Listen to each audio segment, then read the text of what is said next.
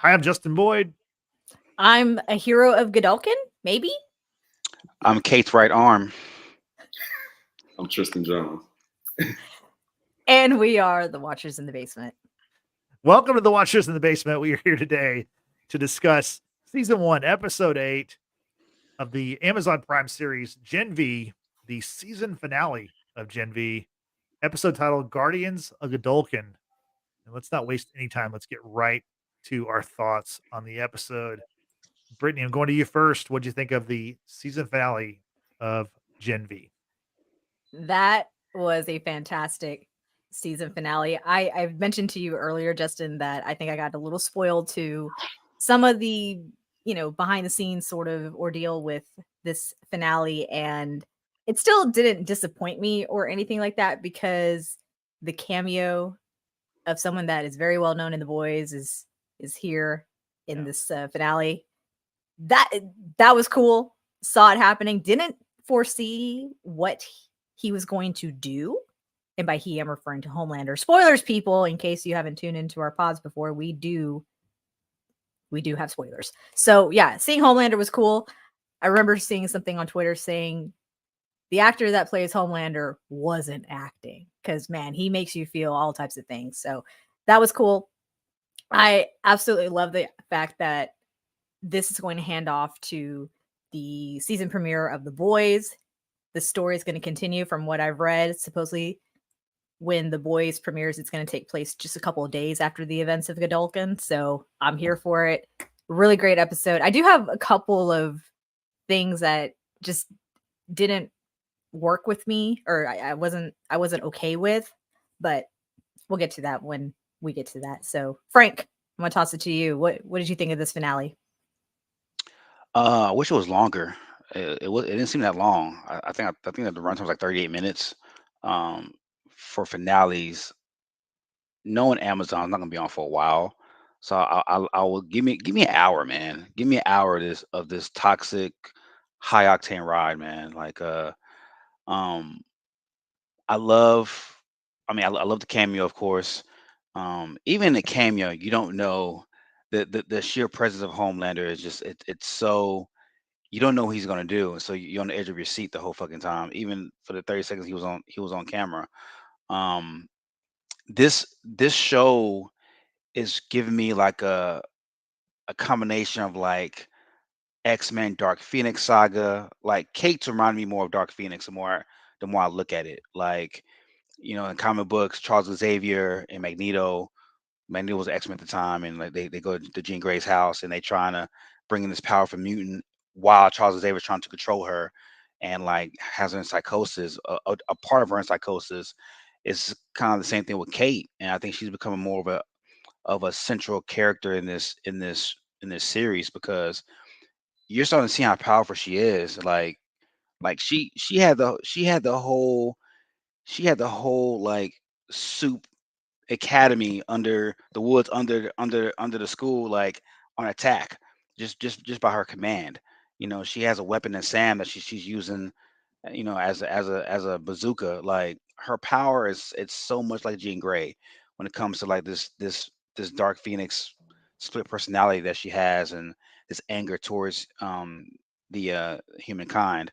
I can't wait to see how it spills into the boys, and I can't wait to see what they do with the Kate character and Sam as well, because these are very powerful characters, and I think that they're gonna really play a huge part in both these shows coming up.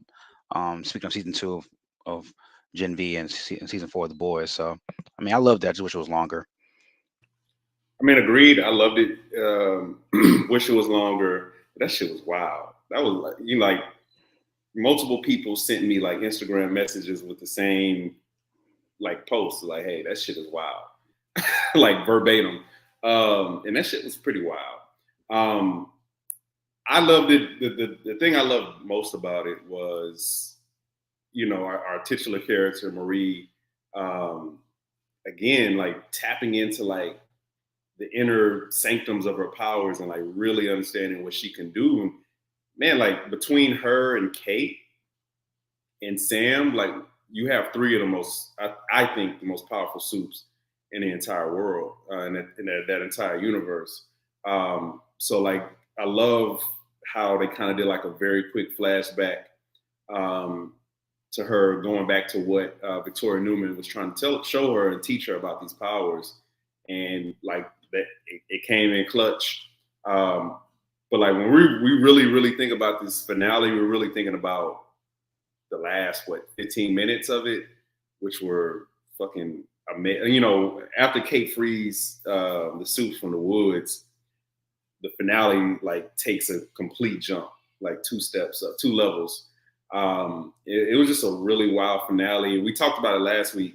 This show has the capacity to do cliffhangers in a way that only the boys can, right? Where they can just completely throw you off everything. Just end it.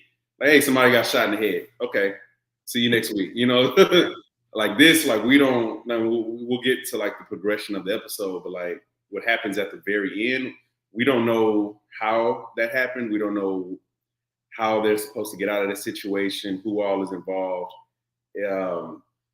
Very well done. Again, like just the way like they do cliffhangers, because they absolutely left on a cliffhanger. And it could have been even worse. Like if they didn't flash to like, you know, all of them in that room, which we'll talk about, and they just ended on, you know, Homelander and Marie's exchange, that would have been some sick shit. Yeah. That I would have been outside Amazon Studios protesting. Like I need to know. But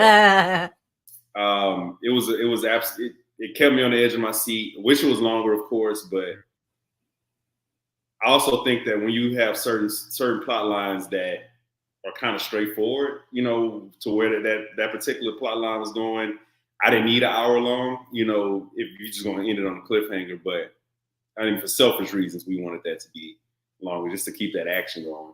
But I loved it. Yeah, I agree. With the runtime, it was only 39 minutes, which made it the shortest episode of the season. But in like typical boys / Gen V fashion, they pack a lot into the show. I really you're talking about Tristan, you're talking about had they just ended after Homelander. So Homelander makes a cameo, and also Butcher is in the mid-credit scene. So you got the 2 signature characters of the boys in the finale. So I thought that was a great touch by them to obviously, give that show that kind of rub by having your major characters show up at the very end. Both of them are very briefly seen, but both of them have an impact. And I think obviously Homelander had a bigger impact in this episode. And whenever he lasered Marie for a split second, I want to get y'all's thoughts on this. I thought she was dead because this show, no one is safe. It's much like Game of Thrones, like the first, really all of Game of Thrones, but the first 7 seasons, certainly. I thought she was dead. Brittany, what'd you think about that? Well, quick shout out to our fellow watcher, Amber, who's in the chat. She says, very interesting to see when I've not seen any of the previous episodes yet. She's not spoiled to spoilers. She loves spoilers, y'all. So it's good. Happy you're here, Amber. So what was your question? Sorry. The reaction to whenever Homelander used the laser eyes on right. Marie, so I thought she was dead. And I was like, wow, this show is going to kill the main character, like the hero of the season. Right. I mean, and honestly, I was like, this is surprising, but maybe I shouldn't be surprised. And then, of course, we learned that she's actually in some, sealed off hospital with Jordan and Andre and who's other person, Emma. So at that moment, Brittany, did you think that RIP to Marie?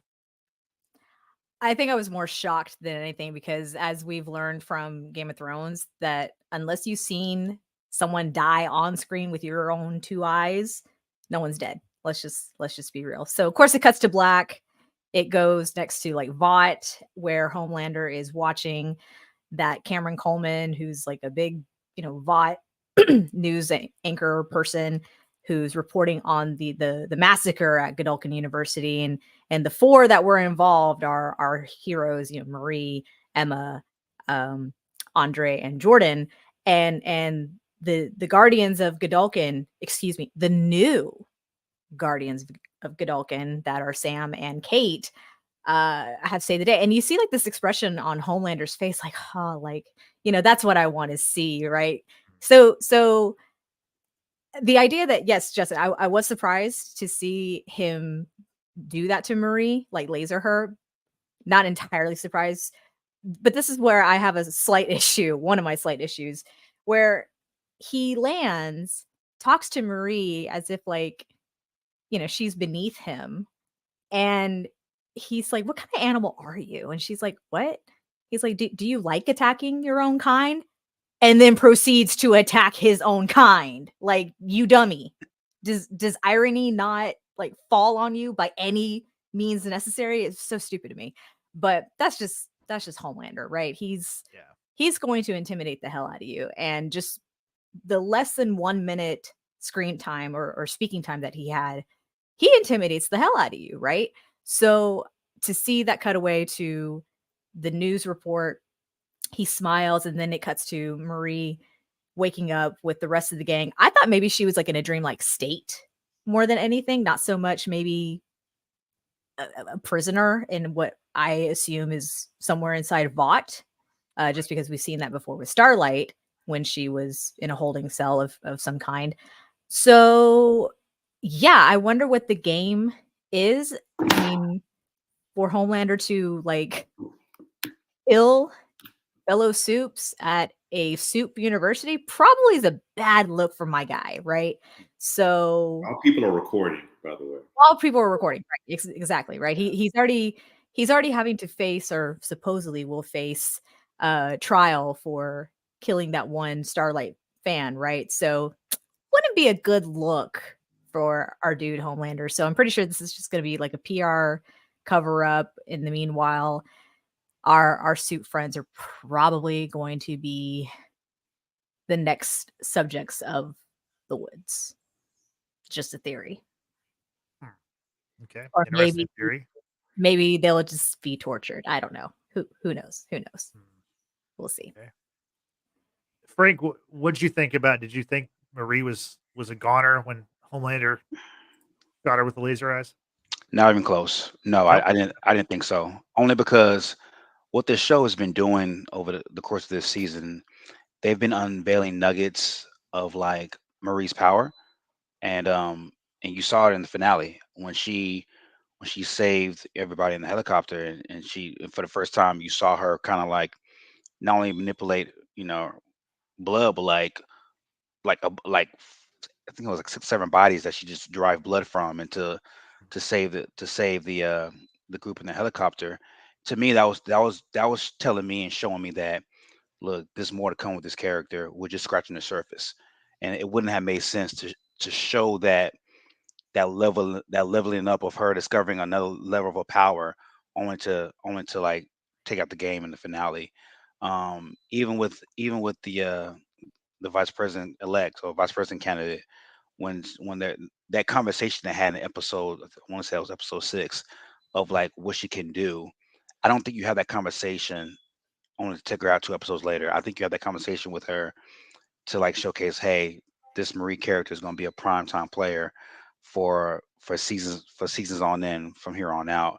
So no, I didn't think she was going to be done or at the game in this episode. I think there's more to come with this character. Like Kate, I think we're going to see more graduation of her powers, because what's so interesting with her is that when you watch The Boys, for the most part, all those heroes and villains in The Boys, they're at the height of their power. They know what they can do. They've maxed out what they can do. And Gen V, these kids they're still learning who they are. And with our main character, she's still trying to discover what she can be and what she can do. And I think we're about 4 or 5 levels away. I think we're gonna see more amazing shit by her. I mean, I can pretty much almost guarantee that how they get out is going to be because of her in the next season, when it does come back out. Yeah, I can see that. Or if they're being like experimented on or something, and they break free that way. Tristan, what were you? Did you think that the Marie was done? I mean, in a split second, yeah. Yeah. So, like, Homelander eye laser, like 2 + 2 = 4. Like that, very rarely does that equal 5. You know what I'm saying? So, but the practical part of your brain kicks in quickly. Is like, and luckily they did a quick kind of brief after the news segment thing, propaganda. Yeah. But I mean, yeah, you have to consider it in TV, and like just the way that everybody's looking for this capacity to shock, their viewers. Like, you have to consider it, but it just didn't seem practical. Like, I agree with everything Frank just said about it. I'm surprised they didn't actually show the blast, like show her taking the blast. If like you really want to encapsulate how she has these powers that are, much deeper and much stronger than even she knows, I would have liked for them to show the blast and show her taking that blast. But maybe we'll get we'll get to see that in like season 2, episode 1, like a flashback of that. But I would have loved to see that. I'm shocked they didn't show that. Well, and then I wonder, like, how did he round up the other 3, or did he also, hit them with the laser eyes also? Like, it was just kind of like, and where are Cate and Sam at this point? Right.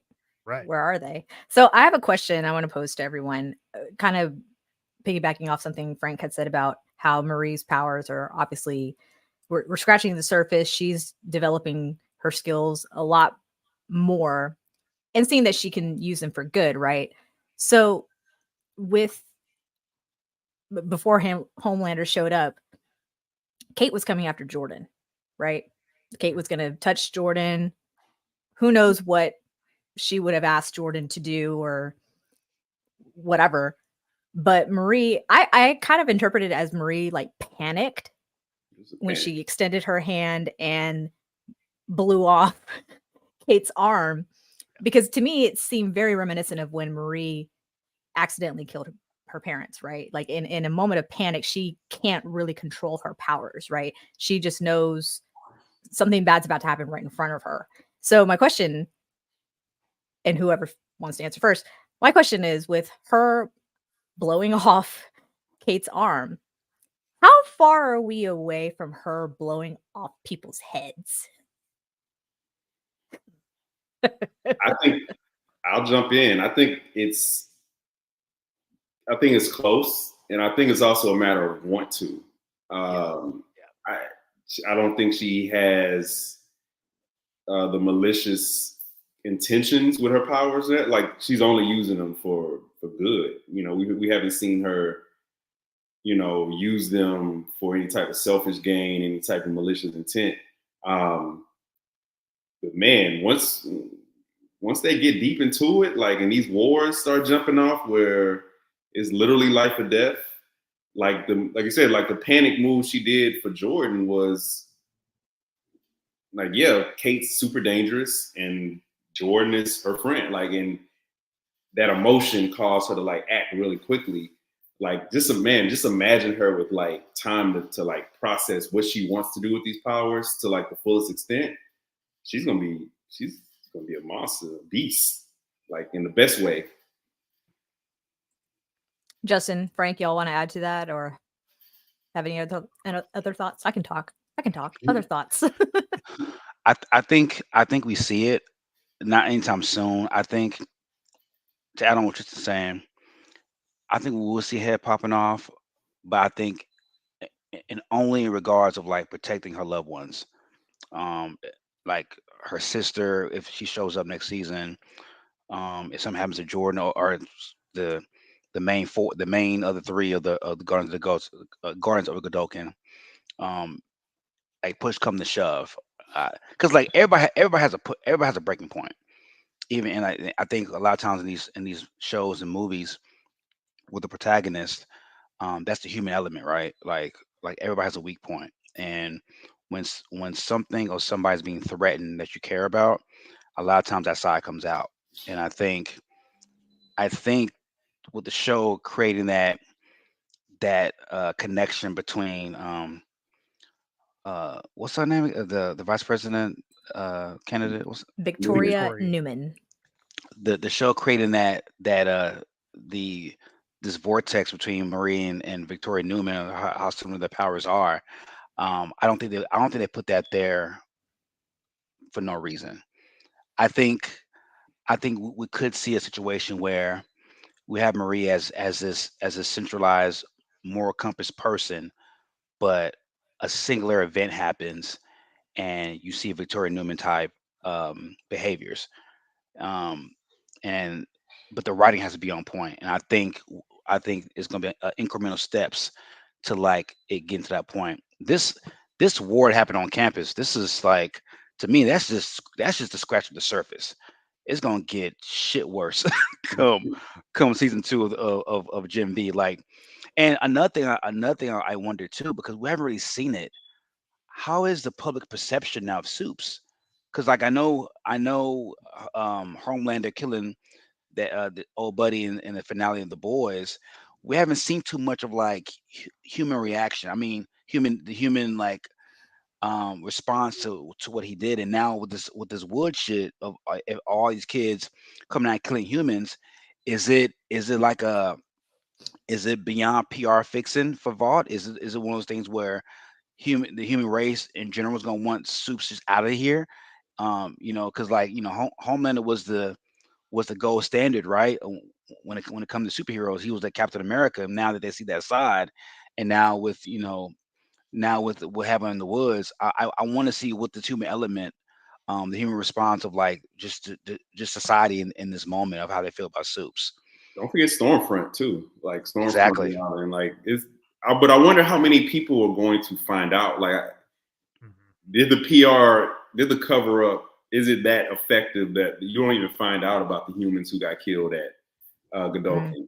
Like because they on that shit like quickly. Like Ashley and them, like obviously they're not coming to Marie and Jordan and Andre and Emma to their defense. So like, has Vought already started to like tighten up, the stories and the narratives coming out of that to protect the Soups involved and just in general, like protecting their golden cash cows. So we'll see. That's the question I was going to ask y'all, because I don't totally understand in the finale. Obviously Kate and Sam. Kate leads this revolt from. She frees the people from the woods, and these Soups go and kill non-Soups. That's what they're targeting. And at the end, of course, they're fighting. It's like soup on soup violence, and then once Homelander comes and takes care of what's happening, I'm not really sure why they made it out to be that, like, Sam, or they made it out where um Marie and Jordan and Emma and Andre are you know they're the ones who started this whole thing, and then they paint Kate and Sam as the heroes. I don't really understand that decision. Do y'all have any theories I on do. it? I Go do. for it. Go for it, The pa- Frank. the paper trail. You don't want the general public to know that human beings are experimenting on Soups, especially in a vile, animalistic way that they're doing with this woods. I mean, the woods, Shady Grove, or Shady whatever that shit was in The Boys, like Sage Grove. Sage Shady Grove, like Grove. like Yeah. all It's a better all name, of it. actually. Yeah. So But I Sage mean, Grove, the like, both woods. sides, like, I don't understand, like, why wouldn't you imprison all 6 characters? Like, I'm not sure, like, why you would hold up, like, the 2 that actually started it and actually killed people, like, you're making them out to be heroes. I don't understand, like, what they have to gain. I mean, besides Because the fact that those 2 characters are white, right? Like, but That was my theory. okay. Yep. And So, Yep. maybe Yep. that's just all what else it is. fails. Yeah. Maybe Stormfront actually like rubbed off on, well, in other ways, rubbed off on But Emma's Homelander, white too, though. And Emma's but she arrested. Yeah. wasn't with the revolt, right? She was not supportive of that. She But was But Homelander was sent she's to under stop the arrest. revolt. he? You don't think he was? Homelander marches to a beat of his own No, but drum. Ashley called him because, like, her That life don't was mean in shit. danger. That don't mean shit. Ashley could Homelander have told said, "Hey, come clean Homelander this told up." Ashley. Yeah. I mean, like, Ashley's his bitch. Like, that's all there is to it. He calls the shots here.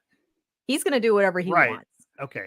I mean, if you're telling me that Homelander's irrational and that's his plan, or that's his, Yes. then that's okay. That's it. Otherwise, I don't really understand why you wouldn't just keep all 6 of them.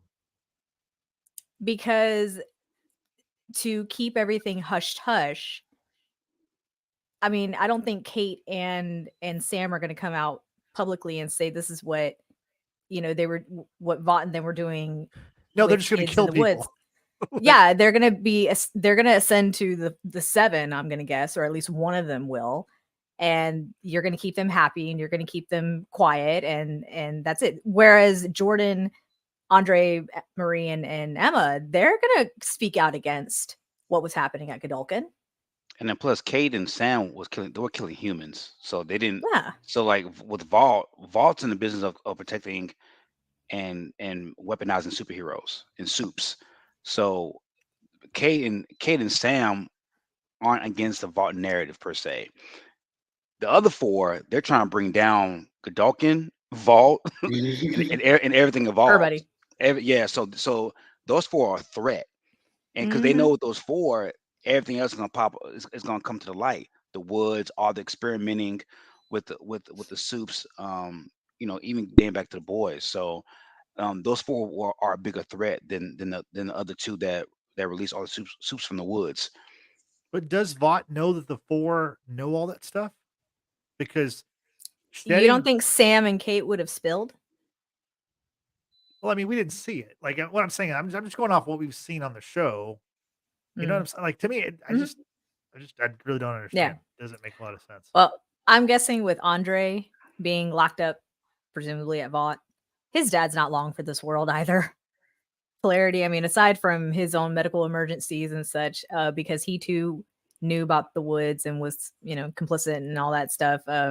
Yeah, he's not long for this world. And Sorry. also too, I think another reason why Vault's keeping Marie and Polarity, I mean Andre and them alive is because these are powerful beings. Like you want to, if you're gonna rid of them, you want to find a way to weaponize their power and sample that shit and find a way to like multiply that. Like they're test subjects now. They're probably this That's what I'm saying. the summa cum laude of test subjects. These are some of the most powerful soups in this boys universe. So he said summa cum laude of test yeah, I subject. mean It's this funny is to our me. yeah, I mean Marisa, she's her and Andre are like Candace to join the 7 one day. Like they're in that ilk. You know what I'm saying? They're like what top 3 or top 4 in the Godolkin rankings or whatever. So That yeah. and they at least, well, Marie at least openly said no to Ashley about killing the people who were causing this revolt. Cate, namely Cate, right? And she's like, no, I'm not going to do that. So, I mean, if you're not with Vought, then you're against Vought. Super not. It seems so. And then something tells me too, they're gonna use Marie's sister against her. They already tried. They already They already actually did. But they're not gonna stop though. I mean, they're of course not. they're gonna keep doing because she's so powerful, and you don't think Ashley, seeing what not just Ashley but the rest of the group in the helicopter saw what Marie did to save their life, they're saying, oh shit, we got to go mount with this soup. We got to do what we can to weaponize that power. I mean, Homeboy said he's going to use that in his next movie, so yeah, that's what you do. You capitalize on all this shit. Crazy. All the more reason to make her a member of the 7, not imprison her. Like, but if you give her a platform, you give her a platform, she's gonna spill. That's the problem. They just went through that with Starlight. Speaking out against the system, the shield. Yeah. Extension of that. Well, what I'm saying is I doubt that Sam and Cate are just left to run free at their own devices, right? I mean, that wouldn't make any sense at all. Well, Kate's already been under the thumb of Vought forever. Yeah. Like they've been already manipulating her. So not only do they still have her in the fold, but they should know that she controls Sam. So like these are 2 of them, like I said, the 2 most powerful, 2 of the most dangerous young soups. You can keep them under wraps, especially if you got Homelander there basically as your babysitter. Like, hey, you step out of line with fucking Homelander. So that would be my theory as to why they were kept and out and not in prison like the other ones. I do have a question. going back to the 4 that are in the white padded room, we saw earlier on Emma didn't have like a huge part in this finale, Mhm.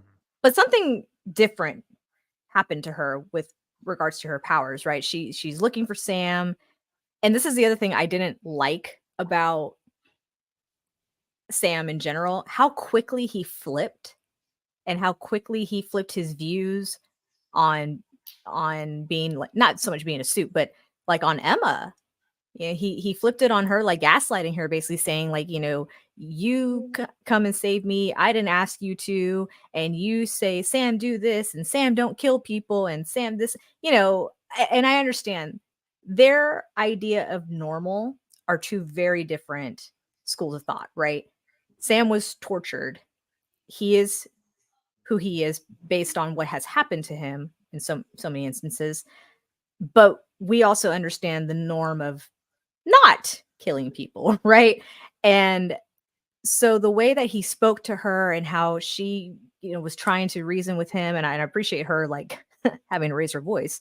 Uh, all that being said, I really just didn't like how quickly he flipped, especially with her. And then he made her feel so small, so insignificant. And then she quite literally became small, right? So Wait till I tell purging. you about 18 to 22-year-old young men and their ability to change their mind. Listen, been there, over that. Got it. No, but the very fact that she's now, it seems she's able to become very small, but it seems like she has to feel so distraught, I guess you could say. I'm not sure what the emotion it is that I'm trying to convey here, but that was unusual. So purging and overeating may not be the only way that she can change size. I just thought that was just very interesting. Yeah, I was going to ask Tristan about this because Tristan, you were on this one of the first episodes of the season because you were saying like how her her powers are pretty impractical, or it's very like difficult for her to, in a pinch, like either eat a lot of food or throw up a lot, to get whether she needs to get big or small. Mhm. And as we saw here, you know, emotionally she was affected, and that's how she um, got small. So, what did you think about that kind of revelation that there's other ways for her to trigger her powers? I mean, that was the thought.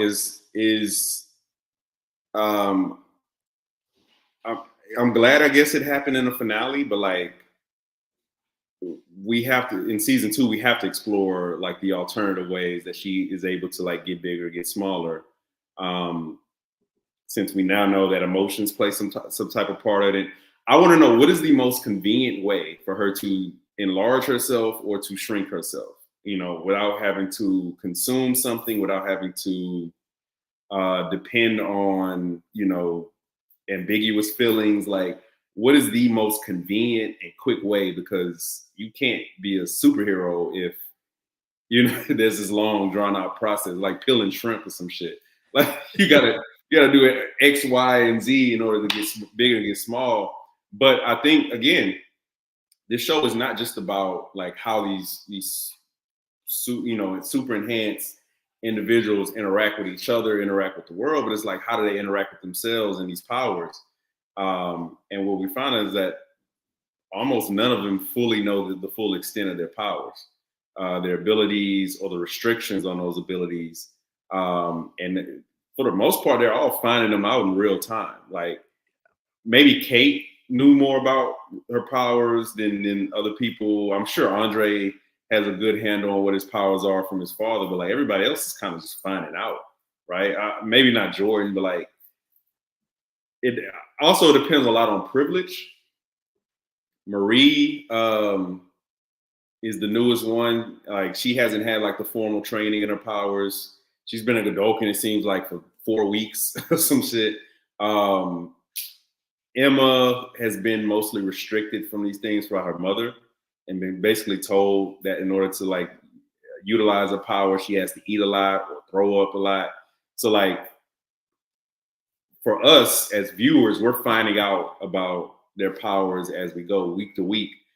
but the individuals are finding out at the same time. So like, I really just want to know the full extent of Emma's powers and how can she do that conveniently.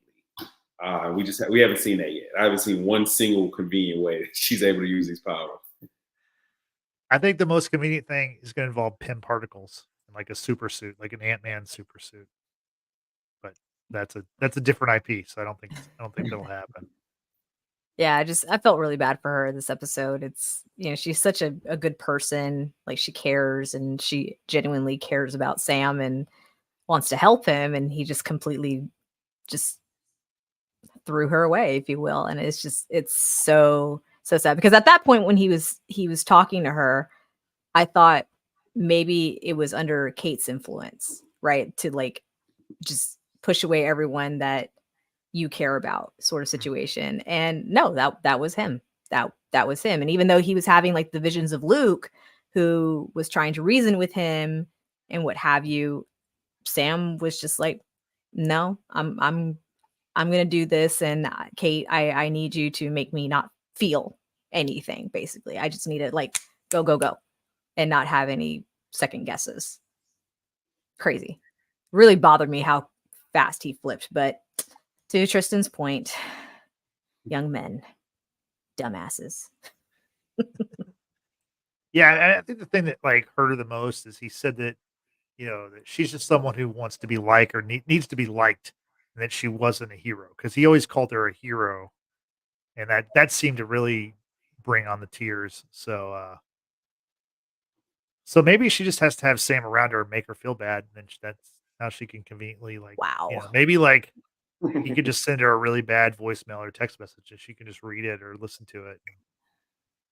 There you go. Yeah, that's gonna destroy your self-confidence and mental health. That's fantastic. It's better than throwing up, though, I think. Is it though? Is it? Yeah, I think it is. I think it's much better than throwing up. I think they're equal. Don't think so. So last episode we talked quite a bit about polarity. We were all like, I know I made predictions like, oh, we're gonna see some backstory of polarity. They're gonna get more polarity stuff. We really didn't. So now, and he's not in great shape, but he didn't die. So Frank, I'll go to you first. What did you think about really just what we saw from polarity this season overall, and the revelation that this isn't a huge surprise, but the fact that he's using his powers is what ultimately is killing him. So we've seen just a myriad of different perspectives of this boy's universe, from like the pageant parent of like Starlight to like Huey's dad, who's just like just out of touch with reality and just like very sensitive and like weak, and to like now in this season, in this adaptation, we're seeing like a young superhero prodigy and a father of a legend, and like and seeing that perspective of like, because like pretty much polarity is what Andre's going to be. I mean, he's Yeah. being developed in under the tutelage of this great hero, or this powerful being. And I wish I saw more of like his backstory, but I also think we're going to see more of like his backstory next year, or next season. um Polarity really intrigued me because he's a guy that aren't just royalty. Apparently, he's like like he's the crown jewel of Vought. Now, how much of that is because of Andre, or how much of that because of like what polarity is and like what they think Andre could be? Um, I want to see more of like the juxtapose of like what polarity is. You saw a little bit of it in episode 6 of like how he knew what was going on with the woods and so on and so forth.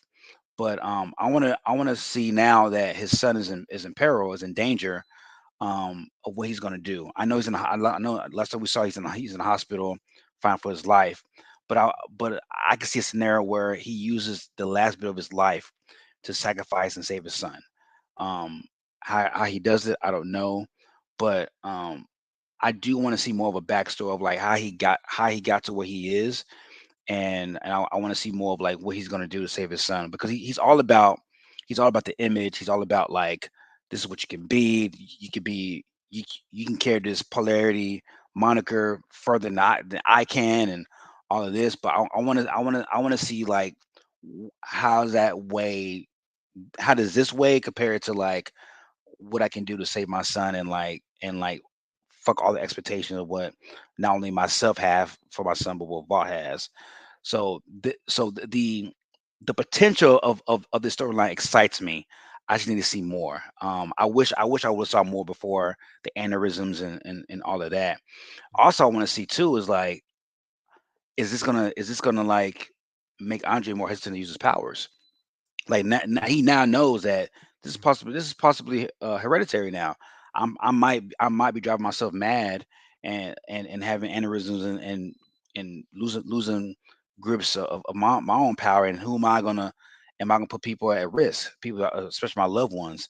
So I want to see next year or next season, like, how much of Andre knowing this is he gonna like kind of hold back a little bit now, and try to use more of his fighting skills without his powers.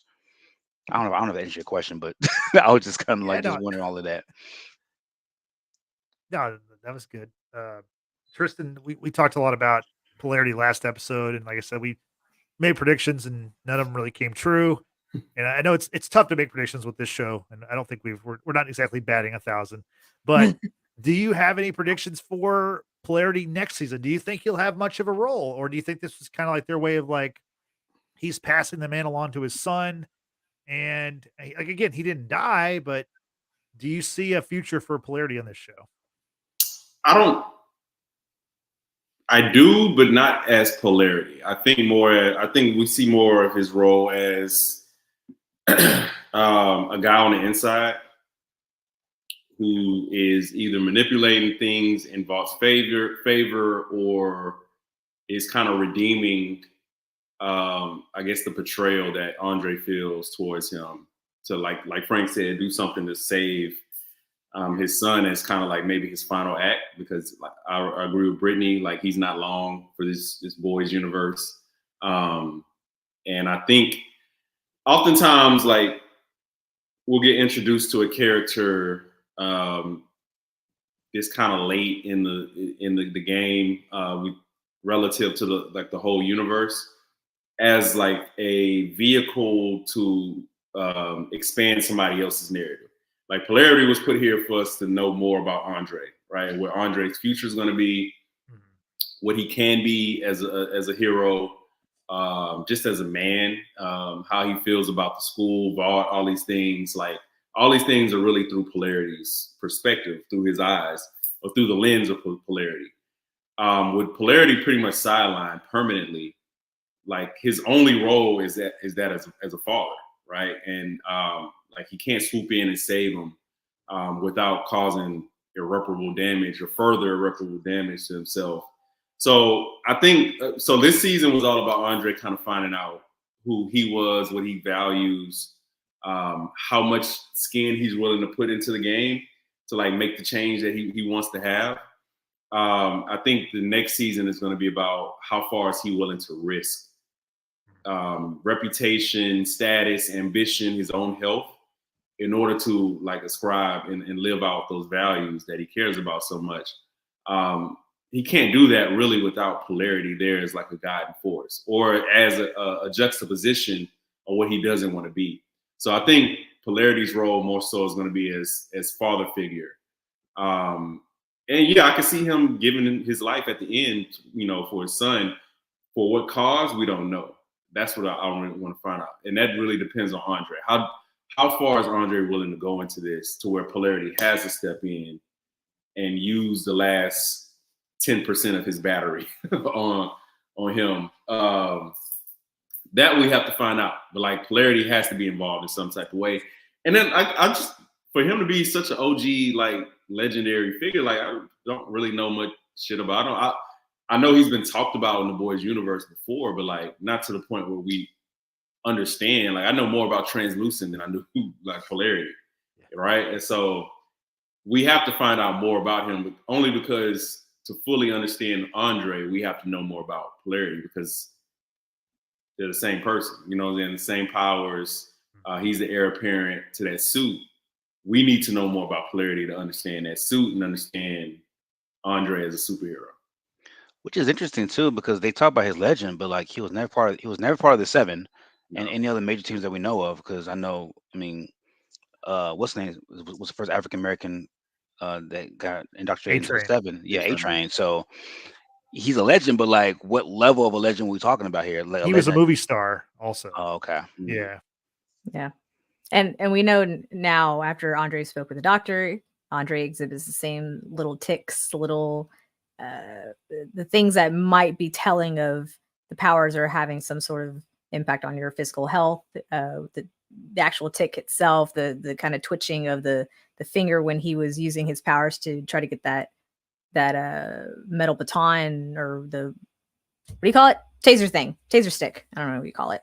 To use on Sam when Sam had him in a chokehold, right? So I think I definitely feel like with Andre, he's gonna try to be a little bit more careful about what he does and how often he uses his powers. Because like you compare that to that of Cate, right? In her head, and it's very possible. The pills that Shetty gave her were withholding her from using the full extent of her powers, right? But Kate still has the bloodshot eyes when she pushes people to do her bidding, right? So, and we know from Soldier Boy, good old Soldier Boy, that her blood vessels are like popping in real time. So, I mean, it's interesting that these two characters who claim they love each other, or one at least still does, that they're both experiencing some sort of similar physical issues with using their powers, right? Because I don't think that was really something that was really explored so much in the boys, other than like A-Train, but that's because he was, doping up on Compound V time and time again. But just their own powers without any enhancements, right?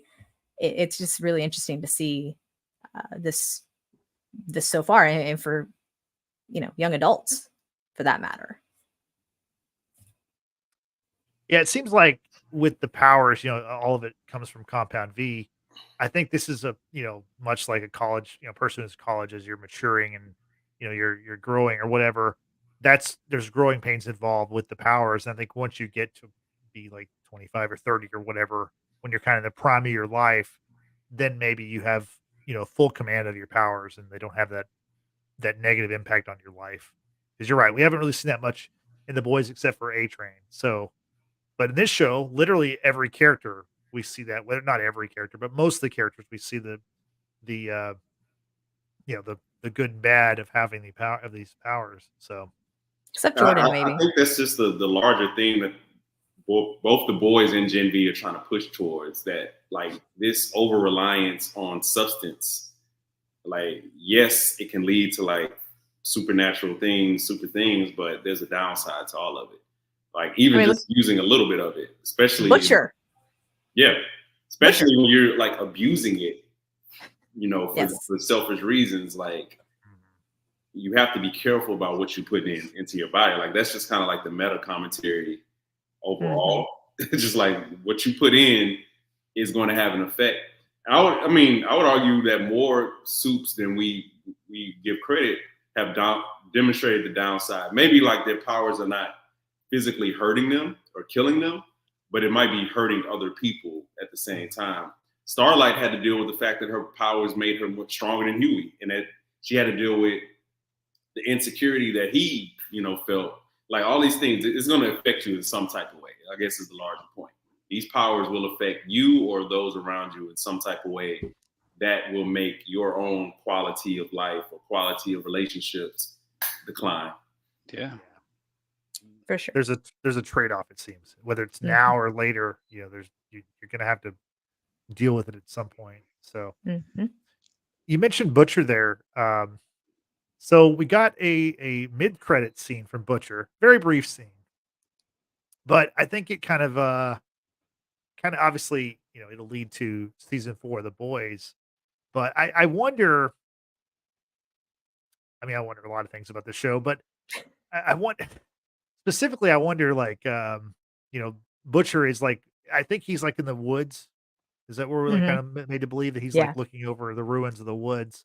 right. Um, Brittany, I'll start with you. What do you think Butcher is? What the knowledge he's gaining from his tour of the woods and how that will come into play in season 4 of The Boys? I think we can perhaps confidently say at this point that it was he who was listening on the meeting between Mallory and Shetty back in the city, right? After all that was said and done, I think I'm pretty sure had to have been that because we know that the boys know that Newman is a soup, and I'm pretty sure they're not on good terms with her in general, right? But with Mallory, it's like, hey, keep an eye on Shetty. Well, you didn't keep a close enough eye, Butcher, because Shetty's dead. But we know that the Woods kids were unleashed. Massacre occurred, of course, and with him investigating everything, obviously it's just trying to find the evidence and trying to expose Godolkin for what it really is. The same with Vought, whether they really had a hand in it or not. It's just whatever he can do to show that terrible things are being done to these kids, human or soups, it doesn't matter. This is just another thing to try to bring down Vought as a whole, and I think that's obviously going to be part of the storyline when it comes to the premiere of The Boys. Yeah, yeah, I think you nailed it there. uh, Frank, what were your thoughts of seeing Butcher in this series? When I first saw him on screen, the first question I have for myself is how long does he have before he dies? Because like, Mhm. I mean, last time we Sure. saw him, he had. I mean, we found out the ramifications of taking that temporary V has fucked up his brain and shit. So I mean, how much of borrowed time is he on? Did he find a cure? Did he? What's going on with him? Um, Also, too, is the Woods. I mean, I know he was investigating that. I mean, what's the goal there? I guess for me, um, regarding the Woods, like they had a similar thing with Sage Grove, and nothing came out of it. So, are you hoping to try to connect Vault to this as well? Like, what are we?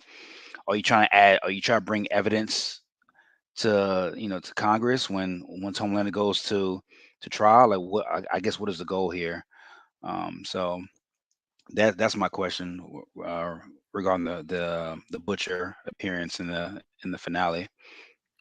Is Butcher going to find some trace of the virus Iris, yeah. that the doctor and Shetty were working on? I can say pretty much confidently, I think that he's going to find that, and then he's going to have to deal with the conflict of, do I inflict this on all soups, or what do I do with this information, or do with this weapon?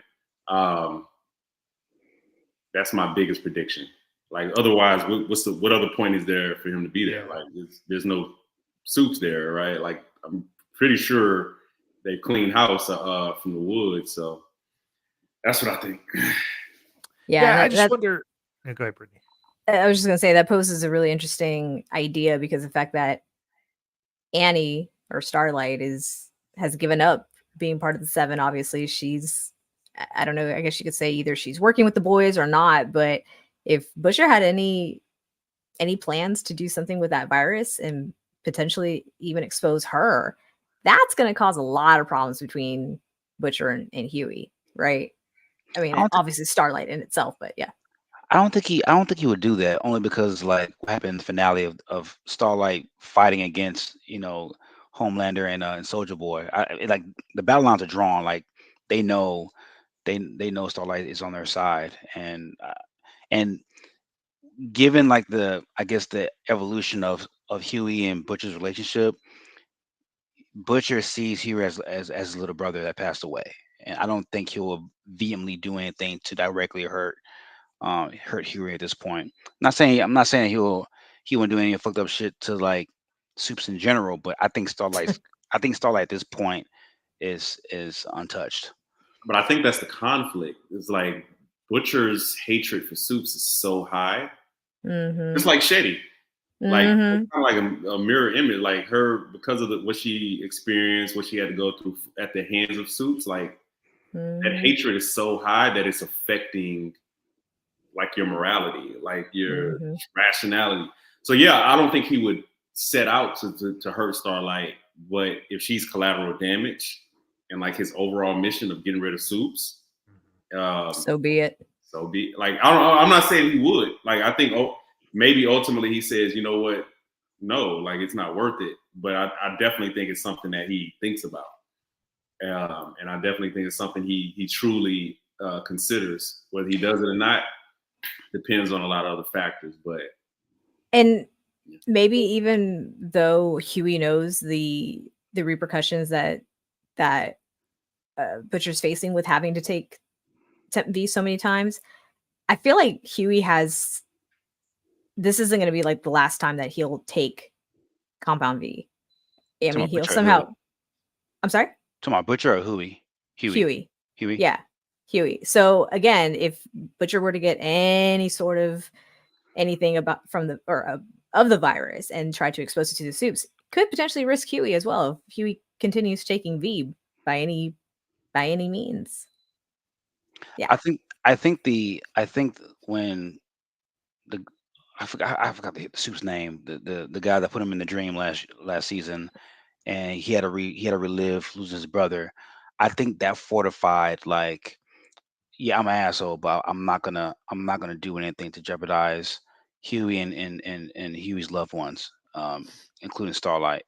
That it wasn't a character turn per se, but I think that episode showed me that.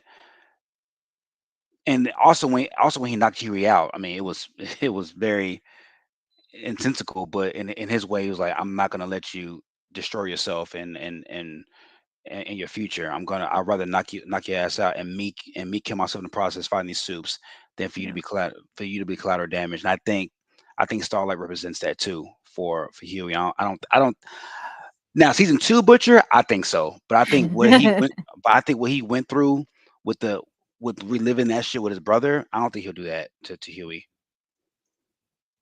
We shall see. So in this episode, we didn't lose any major characters per se, but one of the characters lost an arm.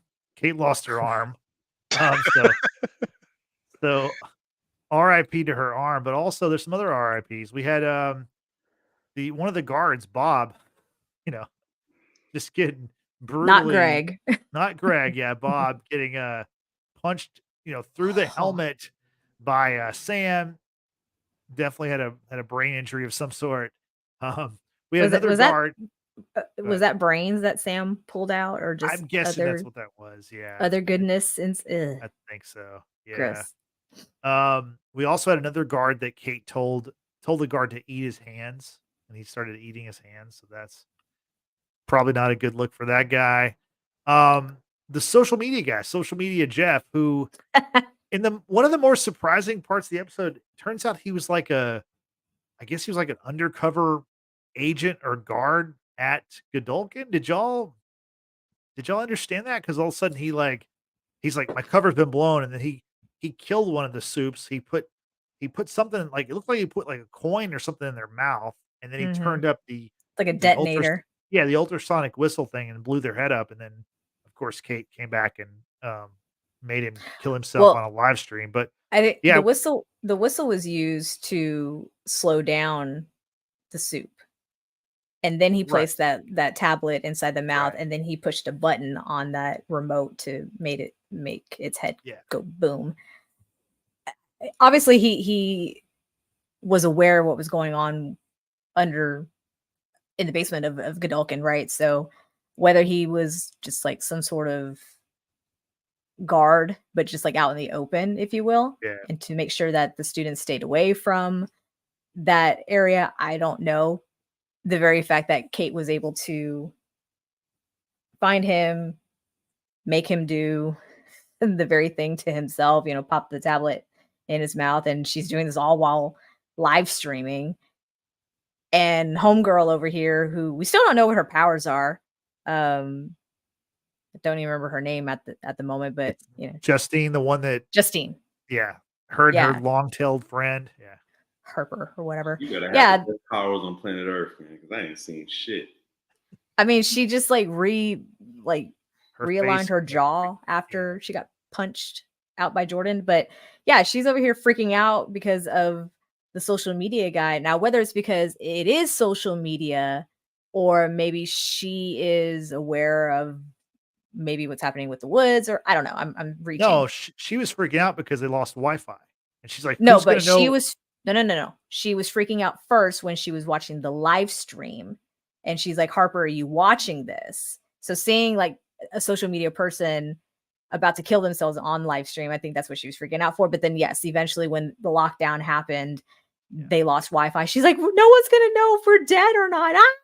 And it's like, wow, that hits this generation to a T. Because I can't tell you how many times my niece would call asking if our internet was down because her internet was down and she didn't know how to live life. I'm like, go outside and play. You're fine. Anyway. Yeah, so that social media guy definitely was a cover.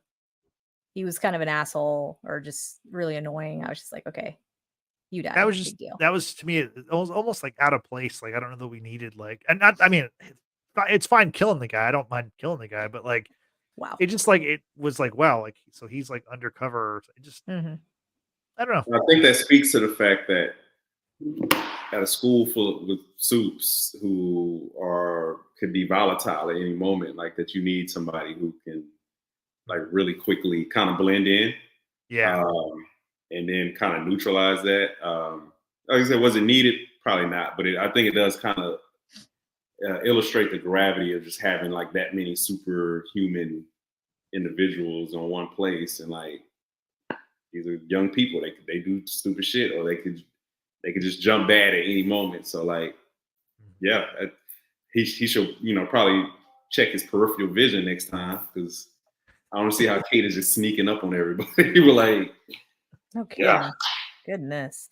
Speaking of sneaking up on people, Maverick, was it just me or did I not connect the dots about him being translucent sun until the committee revealed, who better to replace someone from the Seven than translucent sun Maverick? I'm like, that was his name. I totally forgot about it. When he was fucking the go in episode 3, that's when I figured he was translucent sun. That's the llama. That's kind of the llama. Yeah, that's when I realized he's translucent sun. It has to be. That's just too. That's too on random. That's just too on the nose of like, I mean, like father like son, right? Like, I don't know if translucent fucking animals, but he'll hang out in bathrooms and shit like that. Like he like, yeah, I figured that was his son after I saw that shit. I mean, I felt like a complete idiot. I'm like, oh, duh, that should have been so obvious, but to me, it honestly wasn't. Anyone else feel that same way, or am I the only one here outside of Frank? No, I agree, because I mean, he was such a kind of throwaway character. He was like a kind of a joke character that is a character that I gave no thought to whatsoever. And so it's like, I mean, yeah, it should have been obvious because he had the same power, like he was invisible, except for if he had a baseball cap on or glasses or whatever. That's the only time you could recognize that he was even there. So yeah, I'm in the same boat. So this poses the question. It just hit me right now. The boys made a big deal about Ryan being the first natural born son of Homelander, right? But then you also have 2 other characters whose fathers were Supes, and they have the same exact powers as their fathers, at least. So like, could they narrow down the compound V of, hey, make sure he has the same powers as me? Or are there other natural born Supes that we're just not aware of? Maybe it's one of those things where when they were born, they were given the compound V as well. I think Ryan was the actual natural born, like coming out mama's womb, that he had he had powers. I think Right, Maverick and and Andre were given the V as well as kids or as It's babies. just curious how they came out having the same powers as Yeah. their Now parent. now it's unclear, but I Mhm. mean this is me totally assuming because it was Yeah. such a big deal with Ryan. Right, that's what I'm saying. And Vault, but Vault comes off as like they're in the know with everything. I feel like if I Maverick mean, and Andre were like natural born, that would have been a bigger deal in this series too. yeah, but I feel like if Vought was really on top of it, then they would know that Victoria Newman's a soup. But I don't think they do. True. So I'm not sure. I'm not sure. Lots of interesting questions. But that's different too because what's name was protecting Victoria Newman. He didn't want that secret out. Fair point. So Fair point. so that I think that's the big difference right there. She was protected from a baby, so like nobody knew. Yeah. Good point. Good point. I did want to hit on a couple of just funny things I thought that I thought were amusing. Um, there's the part where Ashley, now there were two Ashleys. We get to see the two Ashleys. I'd forgotten of the fact that Ashley Barrett's assistant is also named Ashley. Mm-hmm. The trivia for the show reminded me of that. But now there's the part where the Godolkin trustees are looking for, they're trying to pick a new member of the Seven, and they're looking at like at Andre's his profile, and it said his additional skills include a British accent, which I guess is a shot to. Well, I mean, Tristan, you've been all over the accent of this guy, but apparently That the explains actor, last episode. yeah, the actor is British, I believe. So that's the reason why he's not. He's not British. I don't believe so. I think he is. I'll let you know. Continue. Because I saw something like where he was just like with the cast members and he was speaking with a British accent. So anyway, Tristan, what'd you think about that? Did you think it was like an inside joke just for you? Or Yeah, I honestly thought that was aimed at me. Definitely. How quickly they could put that together.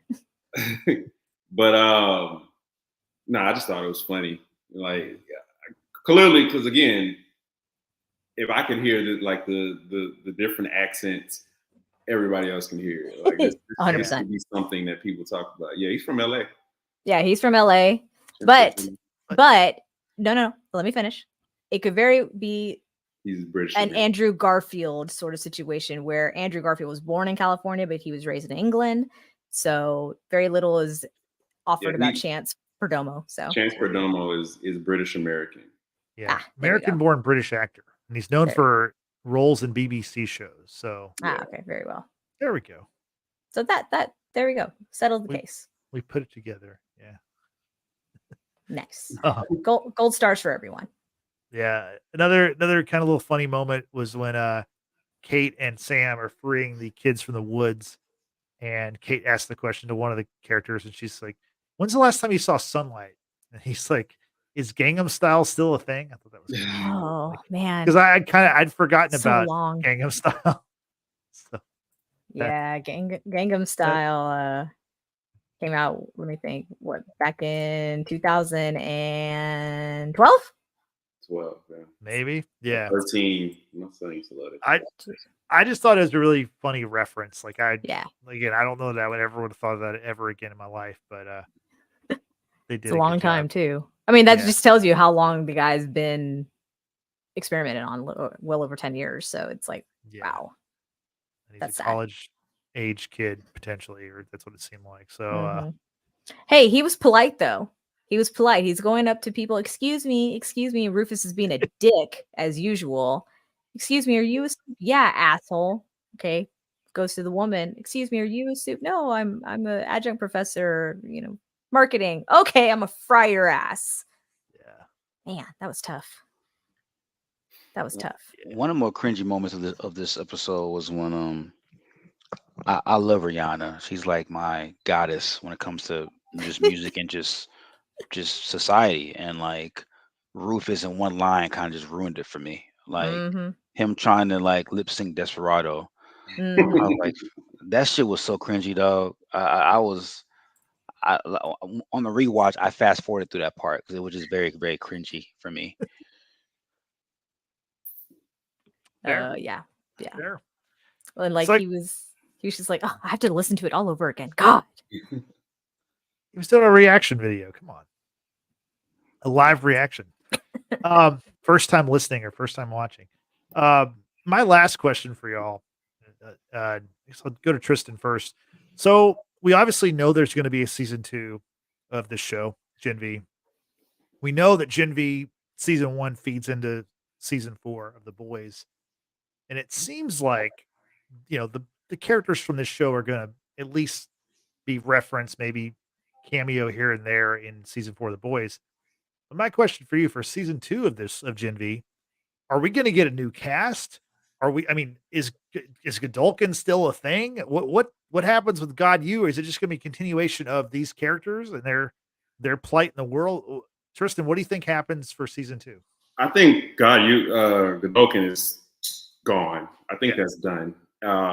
And I don't think it was ever meant to be more than one season. Like Gen V is just Gen V. It Yeah. doesn't have to be a college show. It's just these are a new crop, new generation of soups with different ideals, different aims, agendas. Yeah, Gayu is just at this point an extension of like the corruption of Vought, and a symbol of things that need to change and need to be torn down, systems that need to be eradicated. That's what we get. I think that's what we'll get out of season 2. Makes sense. I Brittany, what do think God you still will exist. It's just not going to be the focal point of Gen V season 2. I think it will continue to be the front that it is for soups to come. Okay, I mean, listen, okay, yes, there was a massacre, quote unquote, at God U, but we've got massacres that happen across the United States like on a daily basis, and you don't see any of these schools like shutting down, right? So I still feel that God U will be a thing. It's not going to be the focal point at all for the following season because the main characters that we know are not there. They're going to be probably in their holding cells at Vought, probably tortured, probably made to do things that they're not going to like because they're too much of a risk to be out in the open. So I think because Vought is who it is, how powerful they are, they're going to keep that institution up and running, even though they were having plummeting enrollment, which we're kind of familiar with. Anyway, so that being said, yeah, it's still going to be there. It's still going to be there because there's still soups out there that are going to need their education. Okay. Frank, what's your prediction for season 2 of Gen V as far as like will Godolkin still be a thing in season 2? If not Godolkin, the idea of a Godolkin adjacent facility is still gonna be in play because like this is how Vault kind of like develops their heroes, right? And develops revenue. I mean, the seven's only so much, that they use these kids, whether it's in reality shows, movies, sponsorship, like that's the way they fund money. And with the further testing of soups and like trying to like create a new incarnation of the seven. And I think in one of the episodes too they talked about other groups outside the seven as well, on the show too. So I think the idea of a Godok will still be in play. It's just too many soups, like Brittany said. Like, where do you put them? Like you have to have like a farm system, I guess, like how Major League Baseball, like you have the minor leagues. You have to have that because it's just too many. It's just too many soups out there that's unaccounted for if you don't have a Godolkin or a facility like that. Yeah, I mean, Red River is still a thing. I don't think Sage Grove is a thing anymore, but if they'll bring it back when they absolutely need to But reference it. more, but more importantly, for PR purposes, like Red River Mhm. and Sage and Wood, these are like horrid things going on behind closed doors. You still want something PR wise Mhm. that because I mean parents are still giving their kids Compound V. That's not stopping. So you still need like a PR friendly version. Like, hey, like you know, come to God U or come to this university to where your kids can develop and not only be a suit, but be part of society and do great Mhm. things. You still need that positive spin It's out there. made for you. Exactly. Yeah. So I don't think that's going anywhere anytime soon. And I Yeah. think that the episode where they had all those donors, like they'll give him buku money to that cause. That's not stopping. They're gonna find a way to get donors and get funding. Yeah. And more so to the point, again, to reinforce why the 4 are inside VOD is that they'll spill the beans and expose it for what it really is. And keeping them away is going to keep that institution up and running. So, yeah. Yeah. It is what I it just is. think that you need to expand God U, maybe have a community college, maybe like one in every town or something, and really try to, get your powers in 4 semesters or less kind of deal. One of those kind of things. Start here, go far. There you go. Start here, go anywhere. Smart decision. There you go. So, is there anything that we haven't talked about that y'all want to touch on before we get out of here? I mean, it's this whole season's just been wild, right? From start to finish. I think it started off with a bang. Obviously, for me, I'll say it again. It caught my attention very quickly, just because within those first 5 minutes of meeting this character, seeing what her powers were, and how she unfortunately made her first kill, and then you're watching her progress through being a young woman going to school and what have you. By the way, did these kids ever go to class? That's very college to not go to class, but I was just, there seemed to be so much going on, like side questing, that they actually never physically made it to the classroom, but whatever, it's fine. So, Marie's got a benefactor. She's taken care of. She's good, but it's just been crazy from start to finish, and I'm invested in these characters. I'm very excited to see how The Boys is going to pick up the story from here.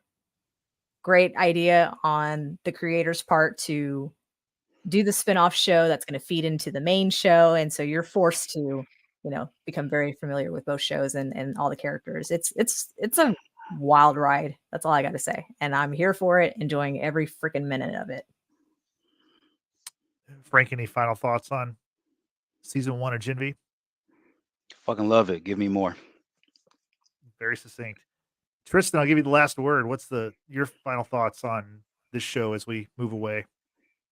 I don't really look at it as a spinoff show.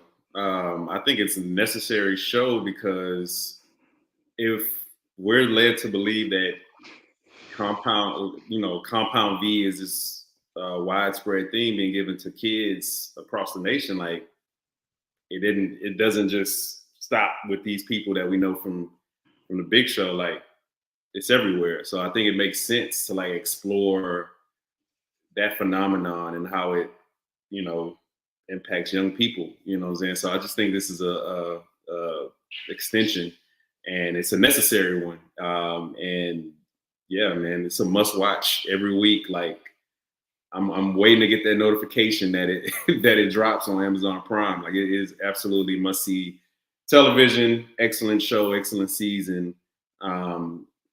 Thankful to have these new characters in our lives in this universe, and I think they hit it out the park.